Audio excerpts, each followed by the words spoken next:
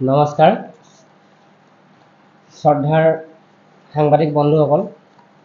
আজি আমাৰ সংবাদমেল পতাৰ মূল বিষয়বস্তুটো হৈছে ই ৰিক্সা আৰু মেজিকৰ মাজত আজি বহুদিনৰ পৰা সংঘাতৰ সৃষ্টি হৈ আছে। এই সংঘাতৰ বিষয়টো আমি চৰকাৰ আৰু প্ৰশাসনৰ দৃষ্টিগোচৰ কৰোৱা। যিহেতু আমি গেলেকী আৰু হালুৱাটিং লাইনটো প্ৰায় 25 কিলোমিটাৰ 15 কিলোমিটাৰ ৰাস্তা 24খন মেজিক চলাই প্ৰত্যেকে নিজৰ নিজৰ ঘৰৰ পৰিয়াল পোহপাল দি আহিছোঁ আৰু আমাৰ ইয়াৰ সকলো সদস্যই মেজিক চলাই নিজৰ পৰিয়াল পৰিচালনা কৰি আহিছে। কিন্তু বিগত 2 বছৰৰ পৰা আমাৰ লাইনটোত কিছু বেটেৰী ৰিক্সা আহি চলিবলৈ আৰম্ভ কৰিছে, যিসকলে আমাৰ লাইনটোত যথেষ্ট বিশৃংখলতাৰ সৃষ্টি কৰিছে, যাৰ ফলত আমাৰ দৈনন্দিন আমাৰ বিভিন্ন ধৰণৰ হাই কাজিয়া সংঘাতৰ সৃষ্টি হৈছে। গতিকে ইয়াৰ সমাধানৰ সূত্ৰ বিচাৰি আমি আমাৰ স্থানীয় থানাৰ ভাৰপ্ৰাপ্ত আৰক্ষী বিষয়াক অৱগত কৰাওঁ। তেওঁ আমাক জিলা পৰিবহণ বিষয়াৰ ওচৰলৈ যাবলৈ আমাক নিৰ্দেশ দিছিল। তেওঁৰ কথামতে আমি জিলা পৰিবহণ বিষয়াৰ ওচৰলৈ গৈ আমি পৰ্যায়ক্ৰমে কেইবাখনো স্মাৰকপত্ৰ প্ৰদান কৰা হৈছিল, কিন্তু আমি জিলা পৰিবহণ বিষয়াৰ ফালৰ পৰা কোনো ধৰণৰ ৰেছপন্স নাপালোঁ, যাৰ পাছত আমি জিলা উপায়ুক্ত মহোদয়ৰ ওচৰলৈ যাবলৈ বাধ্য হ'লোঁ। তেখেতৰ ওচৰলৈ যোৱাৰ পাছত তেখেতৰ প্ৰত্যক্ষ হস্তক্ষেপত তেওঁলোকে মাননীয়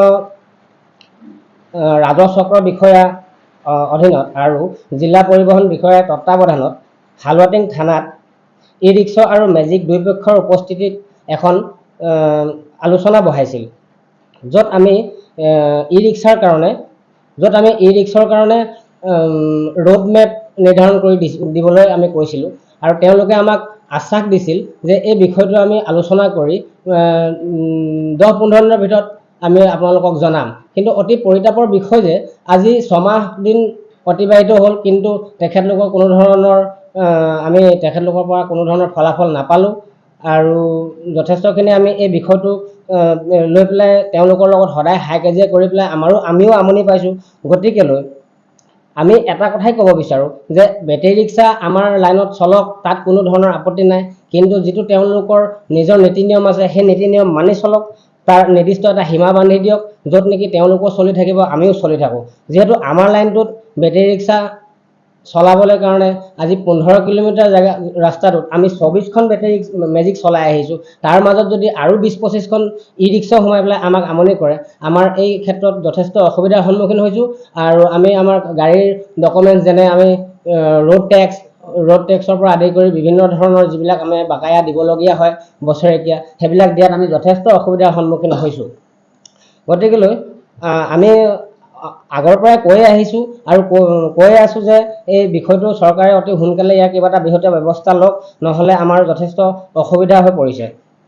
গতিকে দিনক দিনে বেটেৰী ৰিক্সা বৃদ্ধি হোৱাত আমাৰ মেজিকখিনি চলিবলৈ আৰু EMI পৰিশোধ কৰিবলৈ যথেষ্ট অসুবিধা হৈ গৈছে আৰু অন্যথা আমি আমাৰ ফালৰ পৰা আমি হেৰি কৰিছোঁ, তেওঁলোকে যদি কোনো ধৰণৰ ব্যৱস্থা গ্ৰহণ নকৰে তেনেহ'লে আমাৰ 24খন মেজিকৰ 24খন RC আমি কেঞ্চেল কৰিম আৰু তেওঁলোকে আমাক কেঞ্চেল কৰাৰ ব্যৱস্থা কৰি দিয়ক। আমি জিলা পৰিবহণ বিষয়াক আমি এই বিষয়টো লৈ পেলাই আবেদন কৰিম আৰু আমি তেতিয়া এই লাইনটোত আমি 24টা পৰিয়ালে আমি বেটেৰী ৰিক্সা চলাই পেলাই, কাৰণ যিহেতু আমি বছৰেকত 7,500 টকাকৈ আমি বছৰেকীয়া কৰ দি আহিছোঁ আৰু তেওঁলোকৰ বছৰেকীয়া কৰ হৈছে মাত্ৰ 600 টকা আৰু তেওঁলোকৰ কোনো ধৰণৰ ইঞ্চুৰেঞ্চ পলিউশ্যনৰ কোনো কথা নাই। আমি প্ৰত্যেকটো বস্তুতে আমি কেলকুলেশ্যন কৰিবলৈ যাওঁ তেনেহ'লে আমি প্ৰত্যেক বছৰে আমি 40,000 পৰা 50,000 টকা এখন মেজিকৰ পৰা আমি দি আহিছোঁ চৰকাৰক।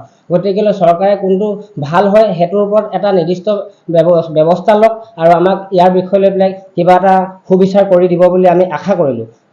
এয়াই আমাৰ আজি ক'বলগীয়া। আমি সমূহ গেলেকী হালুৱাটিং মেজিক সন্থাৰ তৰফৰ পৰা এই সংবাদমেলৰ যোগেদি চৰকাৰ প্ৰশাসনক অৱগত কৰাওঁ যে অনাগত 10 দিনৰ ভিতৰত যদি আমাৰ দাবীসমূহ পূৰণ নকৰে তেন্তে আমি যিকোনো ধৰণৰ গণতান্ত্ৰিক কাৰ্যসূচী ল'বলৈ বাধ্য হ'ম। প্ৰথম কথা, আমি ই ৰিক্সা বিৰোধী নহয়, কিন্তু ই ৰিক্সা চলক আমিও চলিব লাগিব। পৰিবহণ বিষয়া আৰু চক্ৰ বিষয়া দুয়োৰে তত্বাৱধানত হালুৱাটিং থানাত মিটিংখন হ'ল, য'ত তেওঁলোকে ক'লে যে আমি এই বস্তুটো সমাধান কৰিম, কিন্তু তেওঁলোকে একো খবৰ নিদিলে।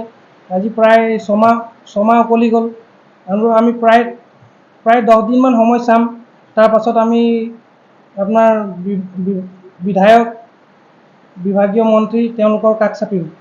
গতিকে ই ৰিক্সা চলক, আমাৰ আপত্তি নাই, কিন্তু এটা সীমা বান্ধি দিয়ক, তেওঁলোকে ইয়ালৈকে চলক। যেনেকৈ আমাৰ এটা ৰোড পাৰ্মিট দিছে, আমি ইয়াৰ পৰা তালৈকে চলাব পাৰোঁ, তেনেকৈ তেওঁলোককো এটা সীমা বান্ধি দিয়ক। তেওঁলোকৰ আচলতে পাৰ্মিট বোলা বস্তুটো নাথাকে, তেওঁলোকে আচলতে ৰোড কানেক্ট কৰিব লাগে, কিন্তু তেওঁলোকে মূল পথত চলিছে। যেনেকৈ আমাৰ পাৰ্মিট থকা গাড়ীখিনি আমাৰ ধৰক গেলেকীৰ পৰা হালৱাটিঙলৈকে পাৰ্মিট আছে, তেওঁলোকৰ কোনো পাৰ্মিট নাই। তেওঁলোকে গেলেকীৰ পৰা আমগুৰিলৈকে চলি দিছে, আমিতো যাব নোৱাৰিছোঁ আমগুৰিলৈকে। নেশ্যনেল হাইৱেত চলি আছে, মূল পথত চলি আছে। আমাৰ মতেতো তেওঁলোকৰ পাৰ্মিট বোলা বস্তুটো নাই।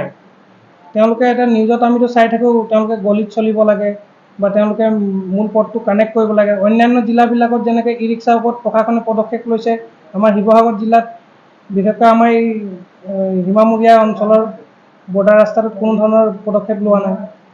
বহুবাৰ আমি স্মাৰকপত্ৰ দিছোঁ জিলা পৰিবহণ বিষয়া মহোদয়ক আৰু উপায়ুক্ত মহোদয়কো। যদি তেওঁলোকে বিষয়টি নিষ্পত্তি 10 দিনৰ ভিতৰত নকৰে, তেন্তে আমি সাংসদ, বিধায়ক আৰু বিভাগীয় মন্ত্ৰীৰ কাষ চাপিম।